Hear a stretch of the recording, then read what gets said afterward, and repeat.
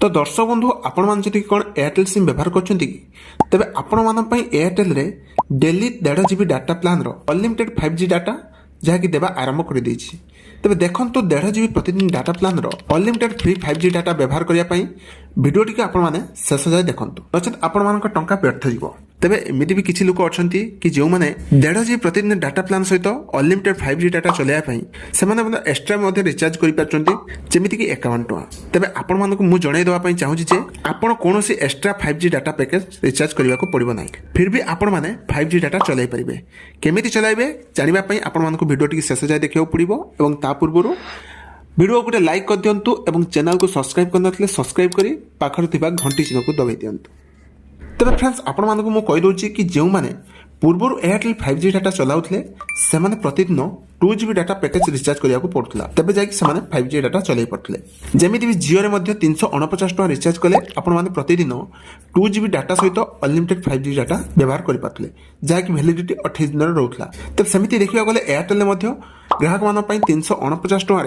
2 GB data मिलूला और सहित unlimited data plan व्यवहार करें तेज या भितर देखा गले कि ग्राहक मानक 349 टଙ୍କା 1.5 GB डाटा मिलूला और से 5G डाटा व्यवहार करें तेज से एक्सट्रा 51 टଙ୍କା रिचार्ज करने को पड़ता जहाँकि अनलिमिटेड 5G डाटा चलाइवाई किंतु बर्तमान एयरटेल ए सब झंझट बंद कर देछि तेज जदि आपण माने एयरटेल रे 349 टଙ୍କା रिचार्ज करचंती तो आपण मानक 1.5 GB डाटा मिलू बा न मिलू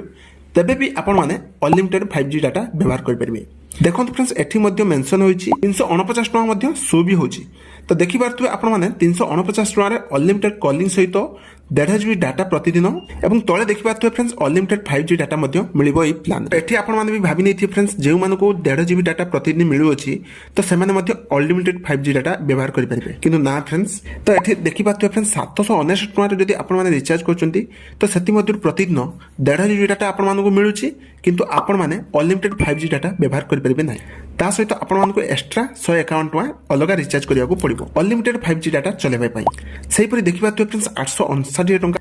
ए प्लान रे प्रतिदिन 1.5 GB डाटा मिलुछि किंतु सेथरे मध्ये आपण माने अनलिमिटेड 5G डाटा चलाई परिबे नै किंतु एथरे आपण मानको एक्स्ट्रा 151 टଙ୍କା रिचार्ज करिया को पड़िबो तेबे जदि आपण मानको ए दुईटी प्लान रे 2 GB डाटा प्रतिदिन मिलुछि तो तेबे आपण माने 5G डाटा चलाई पारिबे तेबे वर्तमान एयरटेल रे 349 टଙ୍କା आपण मान जदि रिचार्ज करचंती तो जदि आपण मानको प्रतिदिन 2 GB बा 1.5 GB डाटा मिलुछि तेबे भी आपण माने अनलिमिटेड 5G डाटा चलाई पारिबे तेबे एयरटेल रे छोटिया प्लान टी आपण मानको किपर लागला तेबे निश्चित वीडियो रो कमेंट रे जणाइबे एवं वीडियो जदि भल लागिथिबो वीडियो गोटे निश्चित लाइक करी चैनल को सब्सक्राइब कर देबे।